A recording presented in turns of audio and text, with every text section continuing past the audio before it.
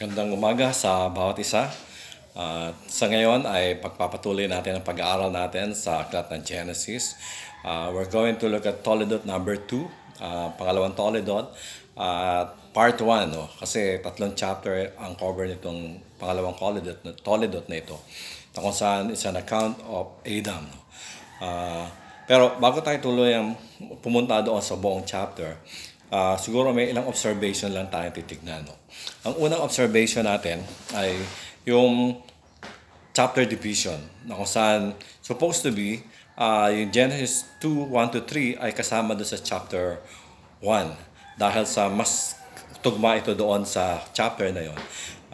Medyo hindi naging accurate yung kanyang chapter division o paghahati ng chapter. At kaya din makikita natin ito sa ibang mga chapters din at ibang books din kung saan minsan sa isang topic ay putol, no? At makikita sa susunod na chapter.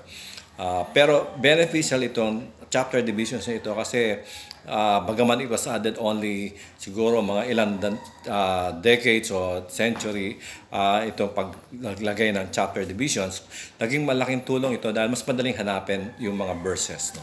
Sabihin mo lang yung book, mas madaling matandaan yun, then chapter, tsaka verses.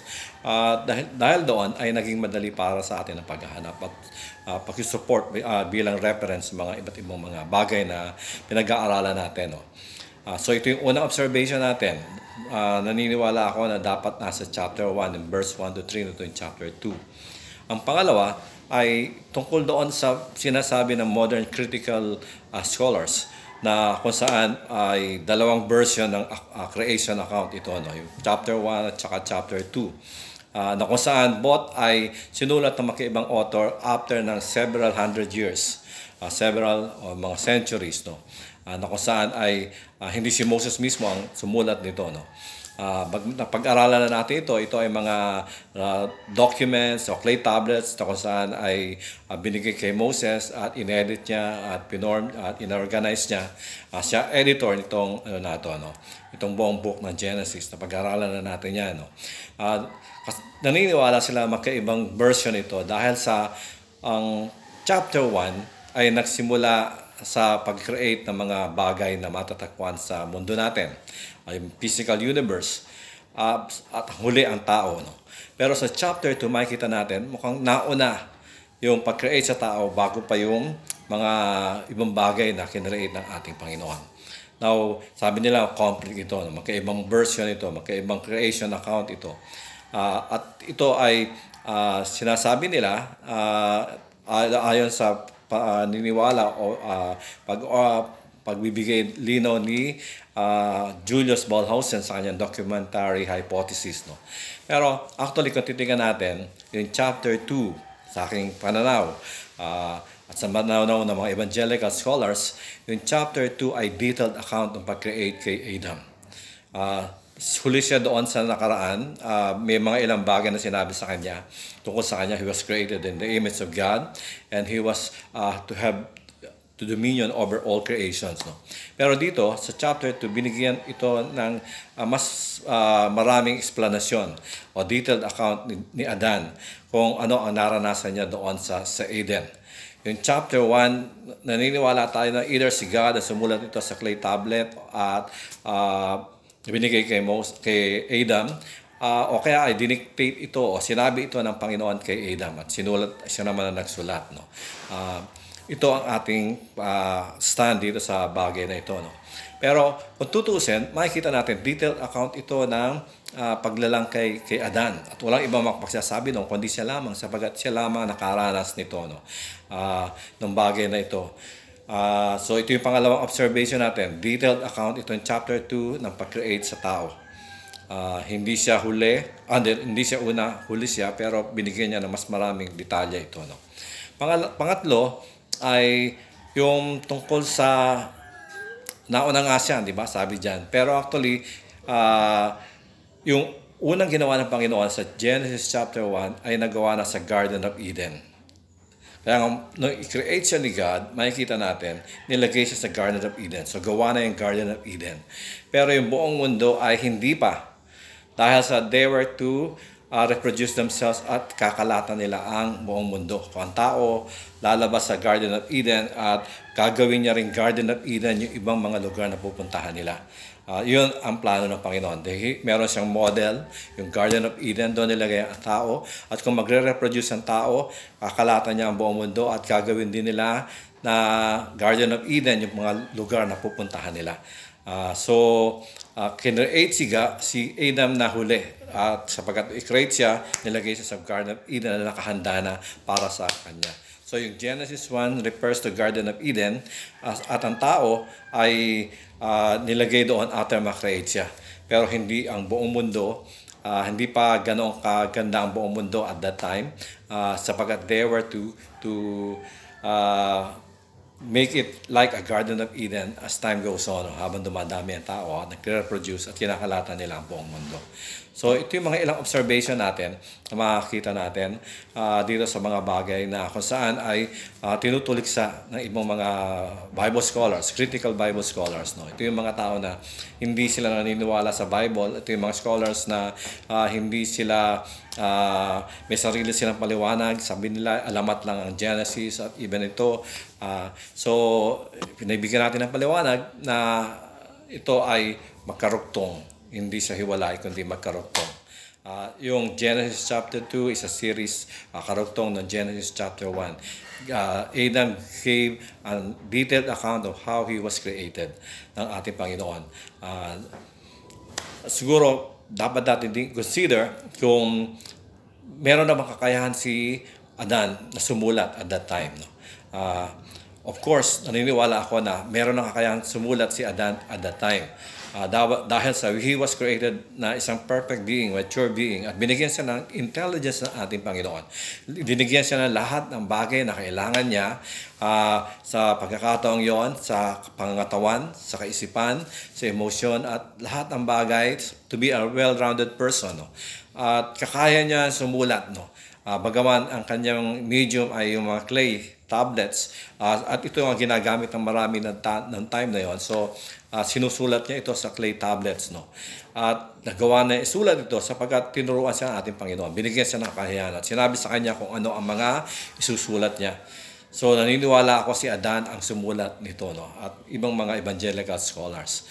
And then, may mga scholars din, may mga pagkakataon, lalo na medieval period, na ina-allegorize nila yung Bible, especially ito in Genesis, dahil parang myth. No? So, they gave meaning o symbols sa iba't ibang mga bagay na matatagpuan dito. No? Pero actually, hindi naman dapat i-allegorize. Kung titignan natin, simple lang ang pagkakasulat, literal siya, at kaya pwede natin siyang interpret literally. No? Hindi naman natin kinakailangan bigyan ng symbol, but rather we can get principles kung saan makakatulong sa atin bilang mga tao at bilang mga mananampalataya paano natin, ano ang gagawin natin sa buhay natin dito sa lupa as was created by God sa atin. No? Kung ano ang intensyon ng Panginoon para sa atin. So, after considering itong mga bagay na ito, I hope ay naunawaan natin lahat, no? At nakuha natin. Siguro tingnan natin yung mga principles na makikita natin dito sa Genesis chapter 2. Ano ba yung mga bagay na makakatulong sa atin bilang mga mananampalataya? And I believe ito'y tumutukoy sa family. No? Kaya nga, siguro kung bibigyan ko ito ng pamagat, ang pamagat nito ay how to have a happy and successful family. Sapagkat dito nakadetalya yung pag-create ng bagong pamilya, isang pamilya na first family na kung saan ay ginawa ng ating Panginoon sa magitan ni Adan at saka ni Eva. No? So, kinuwento niya itong mga bagay na ito. So, paano natin titignan ito? Una, paano tayo magkakaroon ng isang happy and successful family? Kung papansinin natin, si Adan ay kinreate ng Panginoon. Sabi diyan, mula sa alabok, hinubog siya, hiningihan, and he became a living soul. No? So, dito makikita natin na buhay siya. No? Hindi lang ang kanyang physical na katawan, even yung kanyang spiritu. Marahil kung babalikan natin ang Genesis chapter 1, there were only 3 times na kung saan ginamit ng Panginoon yung word na bara. Meaning na creation from nothing, no? Mula sa wala. Yung iba ay siguro pinorman niya lang, inorganize niya, inayos niya, no? Ang ginamit na Hebrew word ay yatsar. Katulad nung pagkahati ng tubig, dinala yung iba sa itaas at iba ay nanatili sa baba. Yung paghahati ng tubig at ng lupa, no? Pero yung word na bara, ginamit ng 3 times. At ang una ay doon sa Genesis 1:1 nga, nang create niya yung physical universe.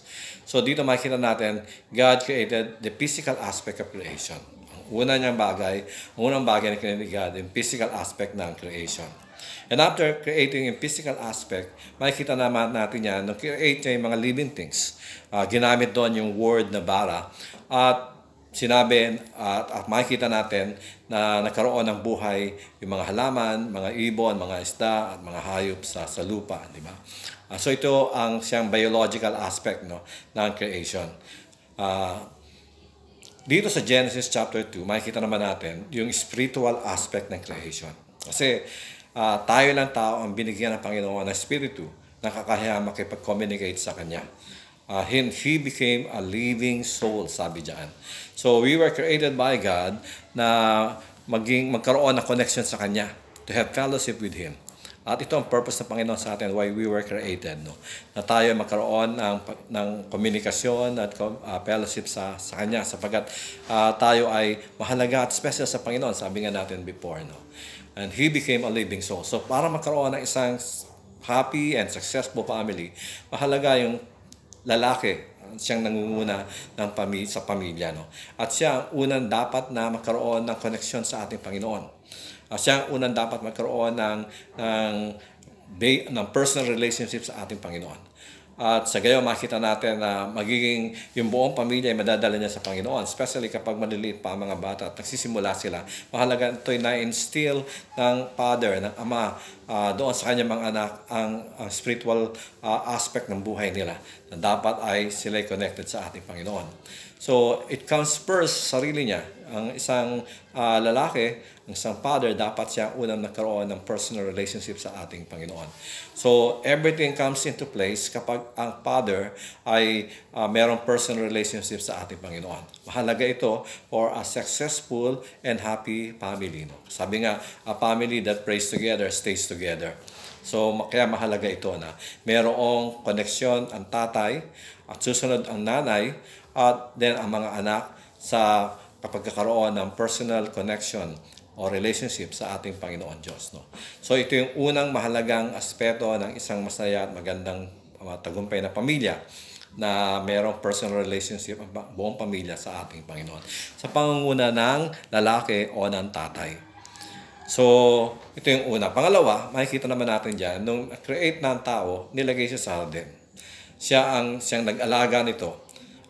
Lahat ng bagay na matatagpuan doon ay binigyan niya ng pangalan. Halaman, yung siya yung first botanist, sabi nga. Then mga hayop, siya naging first zoologist. Then ibon, isda, meron yung tawag doon. Pero lahat ito ay binigyan niya ng mga pangalan. At the same time, dahil sa binigyan siya ng katalinuhan ng ating Panginoon, naniniwala tayo na even yung mga characteristics ng bawat halaman ay alam niya. Alam niya lahat ng mga paraan para mabuhay at lumago ang bawat species na matatagpuan sa hardin.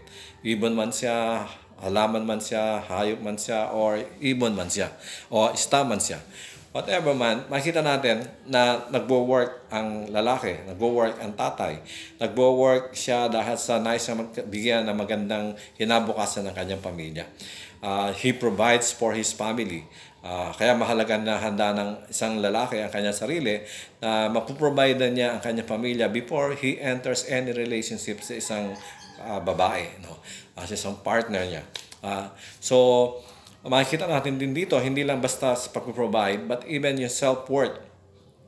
Kapag merong trabaho ang isang lalaki, even babae sa ngayon, na tumataas yung self-worth niya, yung pagkapahalaga niya sa sarili niya. Gumaganda yung kanyang tingin sa sarili niya, nagkakaroon siya ng confidence. Especially kapag ang work niya ay related doon sa spiritual gift na binigay ng ating Panginoon. Nandun yung kanyang interest, nandun yung kanyang talent, at dahil doon, masaya siya sa kanyang ginagawa. At isang tao ay nagiging masaya kapag yung ginagawa niya ay nagbibigay sa kasiyahan sa kanya. At ito'y nandoon sa spiritual gift na binibigay ng Panginoon sa kanya. At magpapatuloy siya doon, na-enjoy niya yon. At dahil doon, na-enjoy niya rin ang kanyang pamilya. So, hindi siya nagkakaroon ng anumang bagay na saan ay iisipin niya na hindi maganda sa kanya. Parang sa panahon natin ngayon, marami may trabaho pero hindi sila masaya sa trabaho nila. So naghahanap sila ng iba na kung saan magbibigay ng bagaman ang basihan nila yung kita nila. No? Pero ang isang tao na mayroong tamang relasyon sa Panginoon, Diyos ang bahala sa kanya, Diyos ang provide ng work sa kanya, ang God ang siyang magbibigay ng interest sa kanya sa work niya at mag-provide lahat ng kailangan niya. So mahalaga yung trabaho para sa isang lalaki at even sa babae sa ngayon, para sa gayon maging masaya ang pamilya. Sapagkat yung needs nila ay napoprovide. At pangalawa, tumataas yung self-worth nila na makita ng trabaho na kanilang ginagawa. So mahalaga yung trabaho para sa atin. Kaya nga si Adan, makikita natin, nag-work siya. Meron siyang magandang trabaho at that time. At nasisiyahan siya sa kanyang ginagawa. So mahalaga yung life work natin. Pag-isipan natin kung ano yung pag-pray natin kung ano yung bagay na kung saan nais ng Panginoon na gawin natin sa buhay natin. Kung saan magiging masaya tayo. At sa gayon, makikita natin na magiging maayos yung ating sarili, magiging maayos yung takbo ng ating buhay, at even magiging maayos ang ating pamilya. Dahil sa we're working for them, for God, and for our self-worth. No? So ito yung pangalawa na mapansin natin dyan sa talatang yan. Pangatlo, nakita ng Panginoon na walang katuwang ang lalaki. Now, lahat ng mga hayop, meron silang kapartner, pero maliban sa lalaki. No? Kaya pinatulog ng Panginoon si Adan at kinuha yung kanyang tadyang, isang tadyang, at kinreate niya yung babae. No? So, meron nawawalang tadyang ang isang lalaki. At yun ay dapat nahanapin niya. At hindi siya dapat humanap ng ibang tadyang, kundi yung tadyang na nanggaling talaga sa kanya. At sapagat ito ang kalooban ng Panginoon sa kanya. At kung matatagpuan niya yung tamang tadyang sa kanya, magiging masaya at maligaya ang pagkasama nila bilang mag-asawa.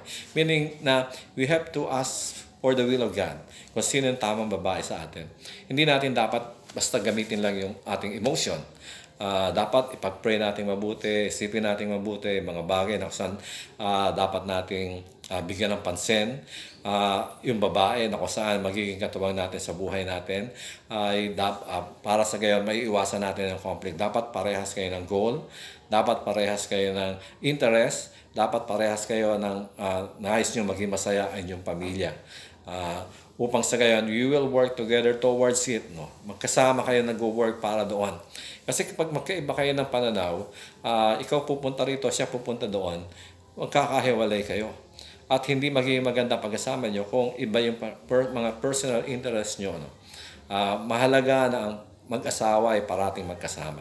Dahil sa yung interest nila, nais nilang gawin para sa kanilang buhay. So we want na ang bawat kapartner natin ay binigay sa atin ng Panginoon sapagkat siya nakakaalam at nakakakilala kung sino yung tamang babae para sa atin o tamang lalaki, tamang partner para sa atin.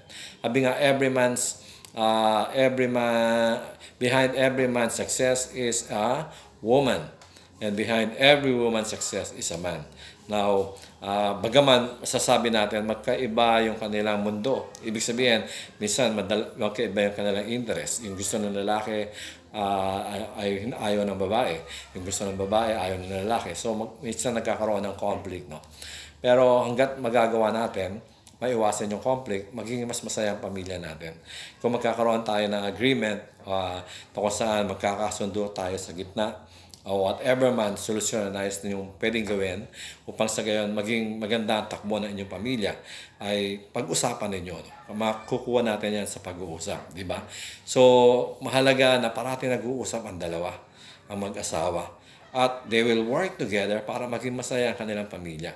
Hindi pwedeng isa lang siya lang nag-work para maging maayos ang pamilya. Dapat both ay willing na mag-work para maging maganda ang kanilang pag-asama.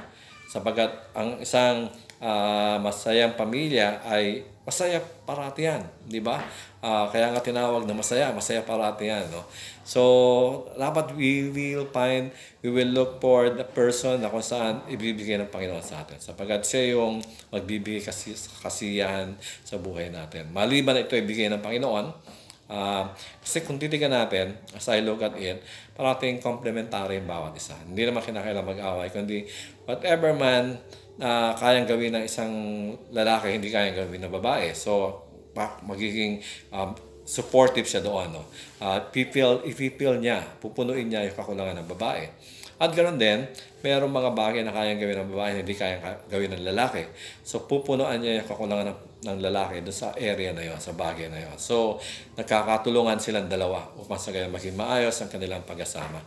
And patuloy na dapat ay magkasundo sila sa lahat ng bagay. Hanggat magagawa nila, dapat magkasundo sila. Kung iisipin natin, kung saan kinuha sa tadyang, di ba? Ito yung first surgery ng ating surgery na makikita natin sa Bible. At nung kunin ito sa tadyang, ano nangyari? Nag-heal ka agad kasi immortal sila. That time, perfect sila.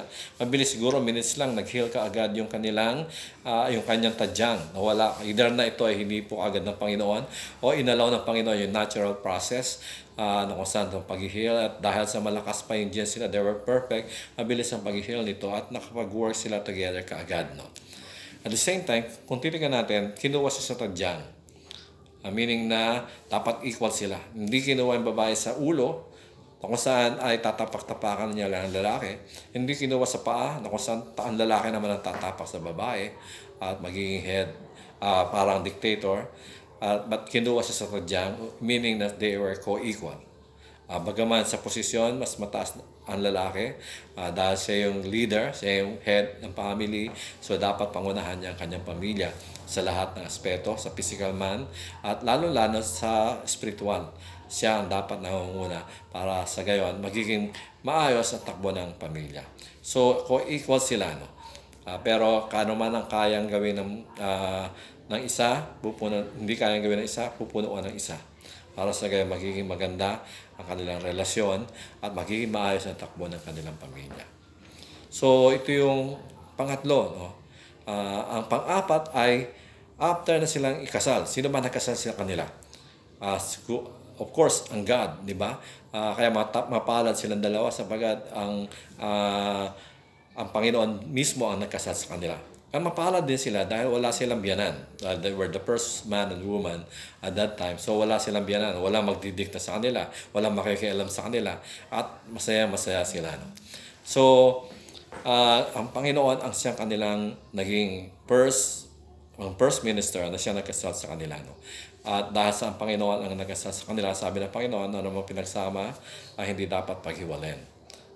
So, dapat hindi naghihiwalay ang mag-asawa. Hanggat magagawa nila maayos ang kanilang pagkasama, ayusin nila.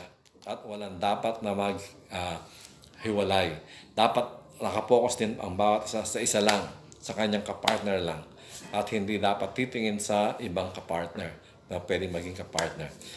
Pag nagkaroon tayo ng ganong klase ng kapartnership, magiging magulo ang takbo ng pamilya. Hindi na masaya, hindi na matagumpay. Di ba? So, mahalaga na sila lang ang magkasama. And at the same time, dahil marahil sinulat ito ni Adan sa later years ng kanyang buhay, nakita niya yung mga pangyayari kapag magkasama ang mga anak na may asawa na sa isang bubong pa rin kasama ang kanilang mga magulang.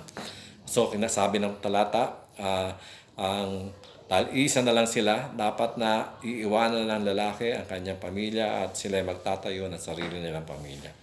So, upang sa gayon, matuto siyang tumayo sa kanyang sariling mga paa. Maging independent ang kanyang pamilya. Maging responsible siya as a person, as a father, as a husband. Upang sa gayon, sikapan niya na maitaguyod ang sarili niyang pamilya. Bagaman siguro tayo ay isang matriarchal family, usually mga depende no, sa personality ng mga mag-asawa. Minsan may mga lalaki talagang aggressive at ang lalaki nangunguna. Pero most of the time, sa Pilipinas, makita natin na ang babae ang siyang mas malakas ang say. Hindi naman sa under desire ang lalaki. But rather, nais nilang maging maganda ang takbo ng kanyang pamilya, maging masaya, may iwasan ng conflict. No? Pero mahalaga rin na magkakasundo sila. At minsan, yung mga anak na may asawa na nakaandong pa rin sa pamilya kasi umaasa sila sa kanilang mga magulang. May mga time naman yung mga magulang ayaw nila umalis yung kanilang mga anak. Pero siguro pag-usapan nila ito, is a compromise, pag-usapan nila as long na magiging masaya at matagumpay ang pamilya, marahil okay lang siya. No? Pero kung susundin natin ang kalooban ng Panginoon, lalong magiging masaya ang ating pamilya. Kaya nga dapat ay we work it out. No? Kung malalaki na ang mga anak, at nagkaroon ng sariling asawa, pag-usapan nila kung paano mangyayari. Nasa pag-uusap yan, at adjustment sa isa't isa. Kaya dapat ay pahalagahan nila yung kanilang pamilya. Whenever na pinapahalagahan natin ang pamilya, hindi natin na gusto na magkaroon ng hindi magandang pagkasama. Parati nating aayusin yan upang sa gayon maging masaya at matagumpay ang ating pamilya. So ito lang yung mga bagay na pwede ko i-share sa inyo sa pagkakataong ito. Siguro gusto ko iiwanan itong thought na ito na a family that prays together stays together.